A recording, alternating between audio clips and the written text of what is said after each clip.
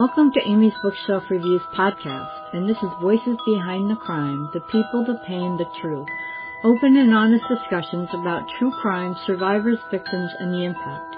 This is a space where victims, survivors, authors, and those closest to the case can share stories that matter without glorifying harm and without losing sight of the people behind the headlines. This call is now being recorded.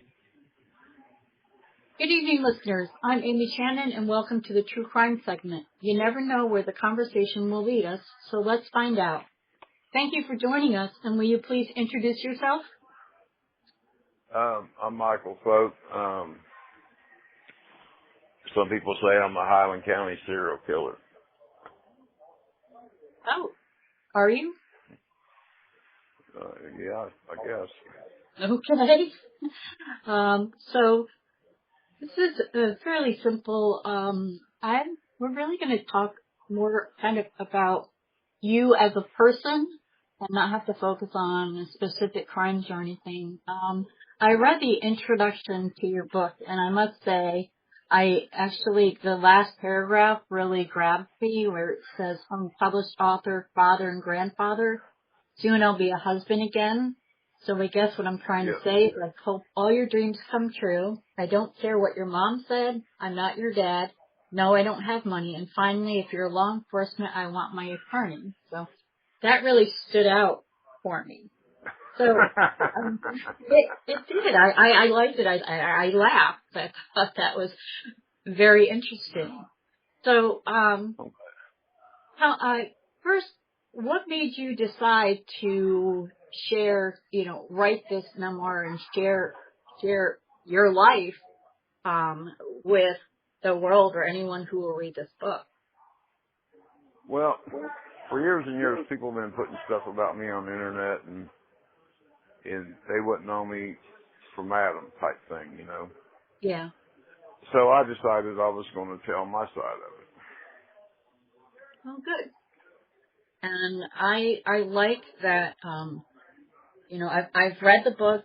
I've written my review, which I'll post sometime this week. So let's kind of start out with who you were as a child.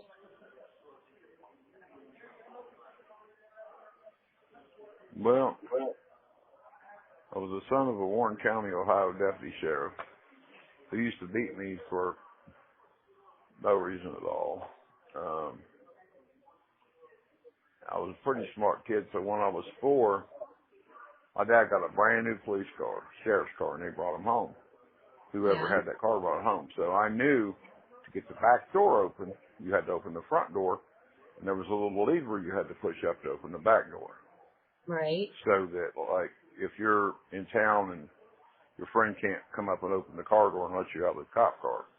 Yeah. So anyway, there was they wore wool uniforms in the winter, polyester uniforms in the summer, and I set that polyester uniform on fire, and it caught the car on fire. Brought to the ground in our driveway. So was that your way of getting back at your father?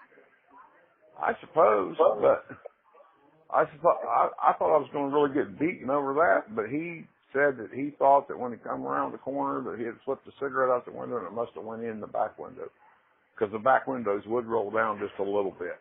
Yeah, yeah. They wouldn't roll all the way down, but they would roll probably a third of the way down or a fourth of the way down or something. And so that was the first crime I guess I did. Well, but you're 4, so we can forgive you for that. I mean, seriously, you were 4 years old and you were in a terrible situation, and it's your father was in law enforcement, but it sounds like he probably could have used that power if for some reason you wanted to report it, even at any point during your childhood. When a law enforcement is on the other side of the law, face that no one sees except his family, because you don't always know what happens behind closed doors. That might be something that maybe you, I don't know, you seem to, I was looking at your education and, once you left your parents' home, you continue, did you move out when you went to college? Oh, I went to college when I was in my 30s.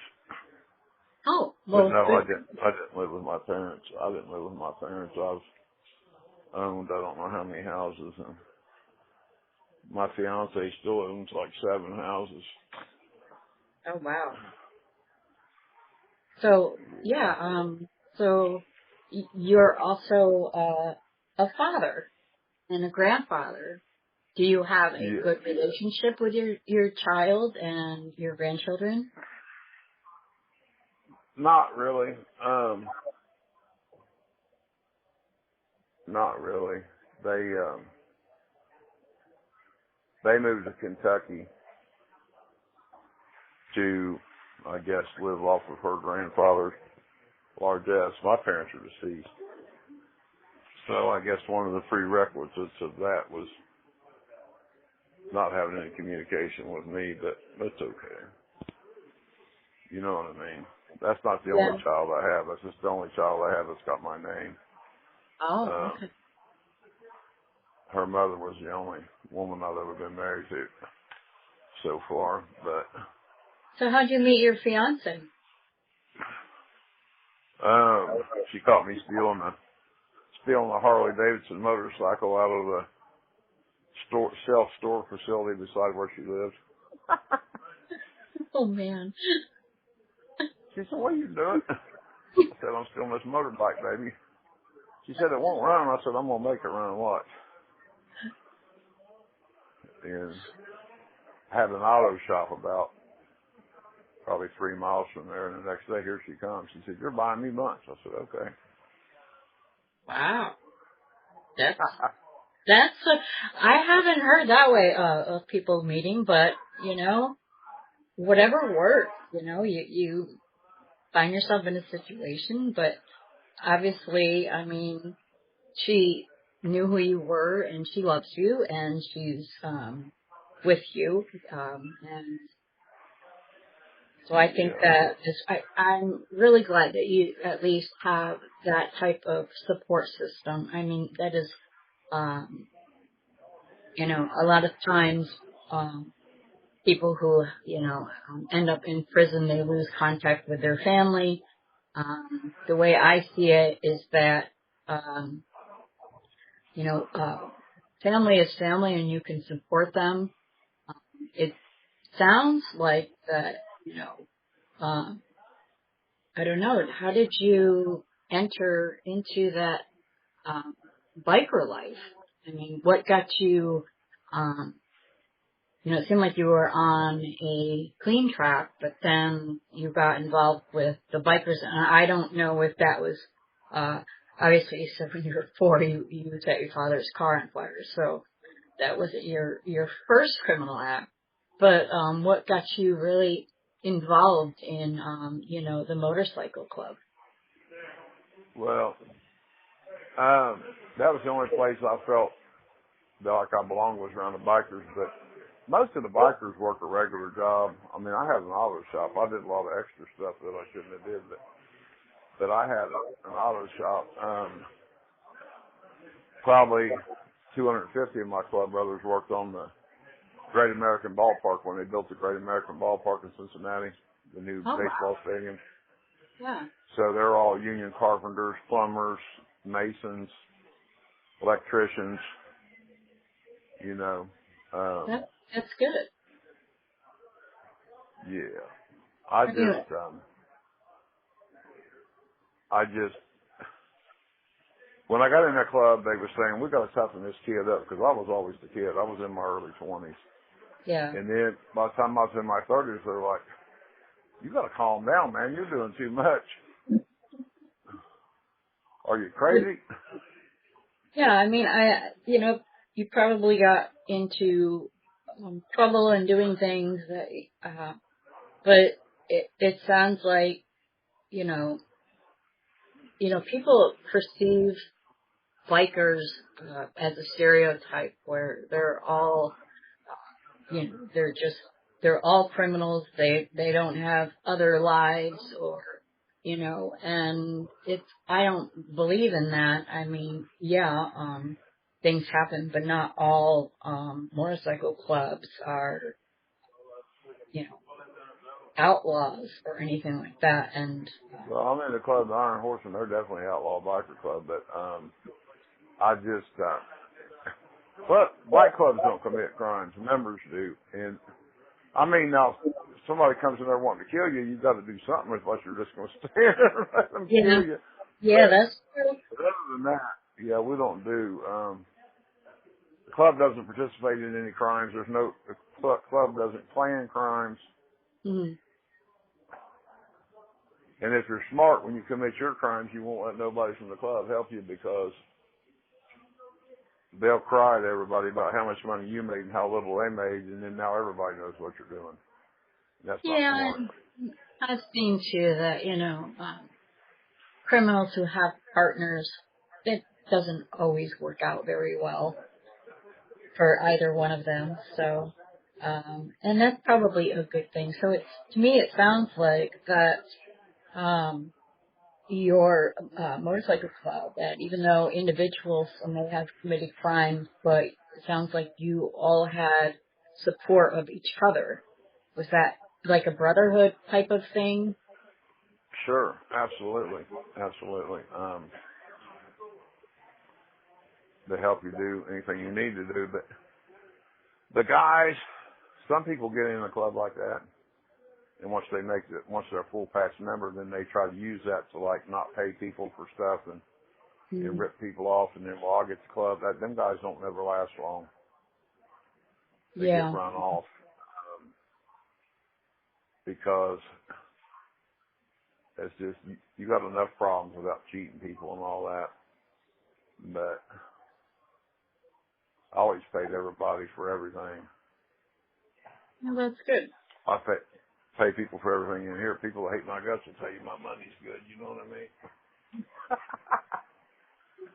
Yeah. It's the only thing you got in here that they can't take from you is your word. Well, yeah, I can see that. If a person's word isn't worth crap, then nobody respects you.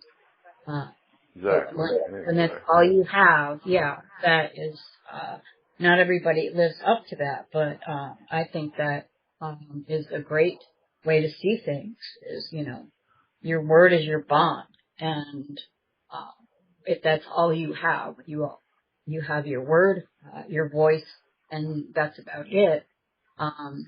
Especially in your situation. But, I think, you are in a terrible situation.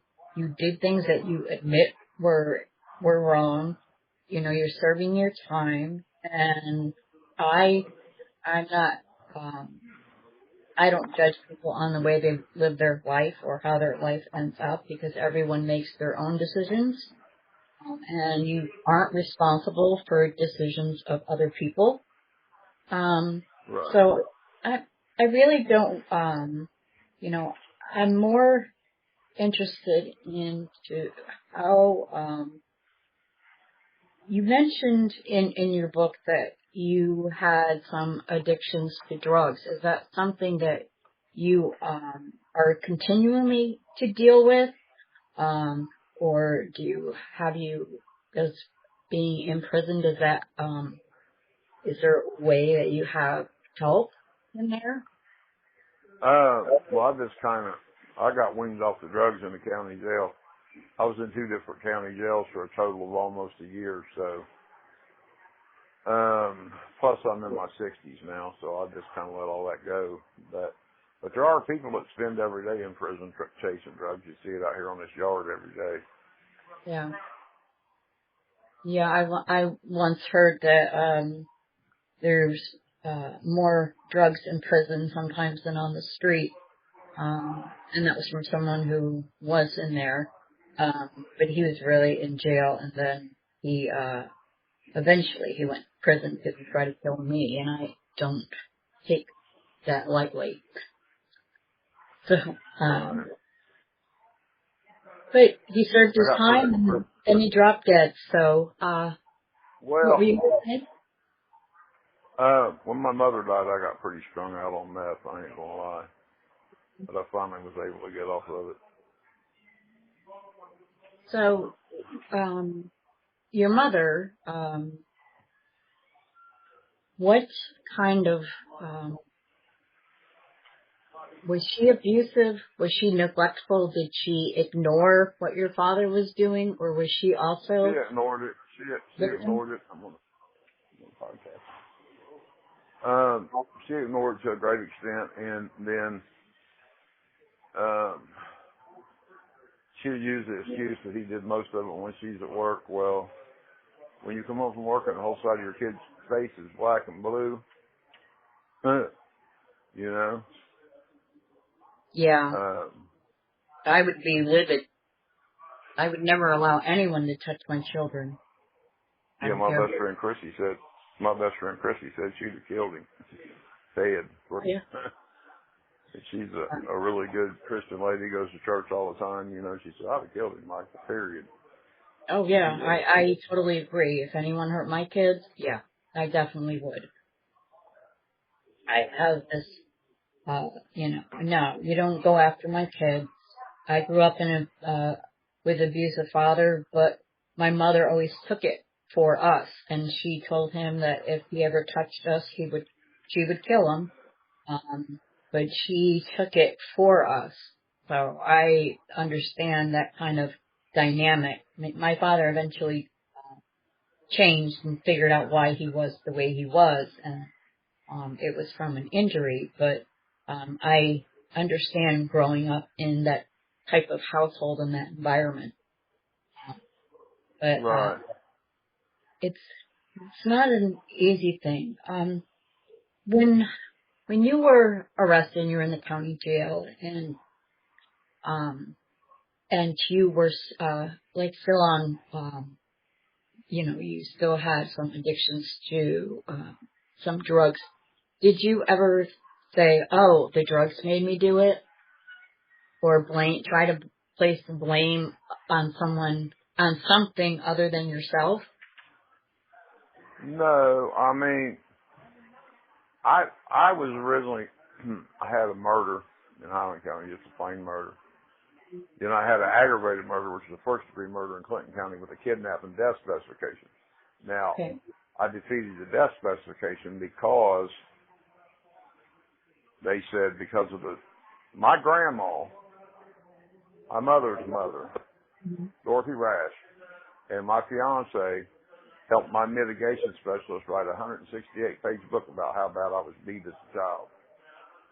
So my attorneys used that to bring in a forensic psychiatrist. So the forensic psychiatrist said, the Hashman Act of 1983, if your IQ is below a certain level, if you're under 18, or if you genuinely truly have mental problems, Right. you can't be executed. So anyway, the forensic psychiatrist said that I needed a full psych workup of a cost of between $250,000 and $500,000. And the prosecutor jumped out of the chair like he was on a spring and said, Your Honor, I'd like to nolly count 3, which means do away with it. And that was the kidnapping death specification. But So I don't understand how you kidnap somebody that lives in your house anyway. That makes no sense to me. No, usually not. From what I understand, is that it would be considered kidnapping if you try to refuse that person to leave. Not allow them to leave.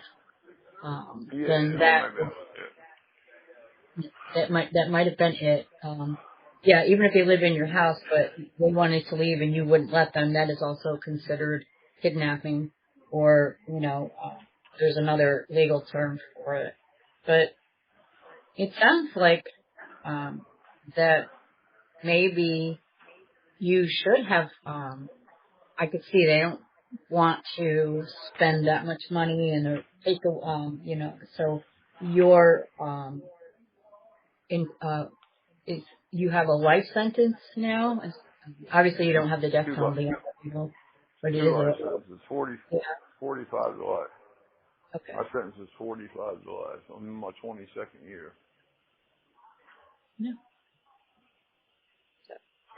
Wait, do you get any mental health help in prison? Yes, I see my mental health liaison every other week. And if I need to, I can have my officer call her and she'll see me more than that. Well, I I'm have really the glad officer. for that. Huh? I'm really glad that you have that opportunity because I think that it's very important. Too many times people um, they look at mental health as a stigma, but I'm glad that even where you are actually getting help that that you probably should have had a long time ago and just didn't know it. It's Right. possible that and this is just from my experiences and my research, um, that, sometimes people who do drugs are self-medicating themselves in a way so they don't have to feel anything. Right, right. I agree. So do you So what do you find think that about my book? I really loved your book.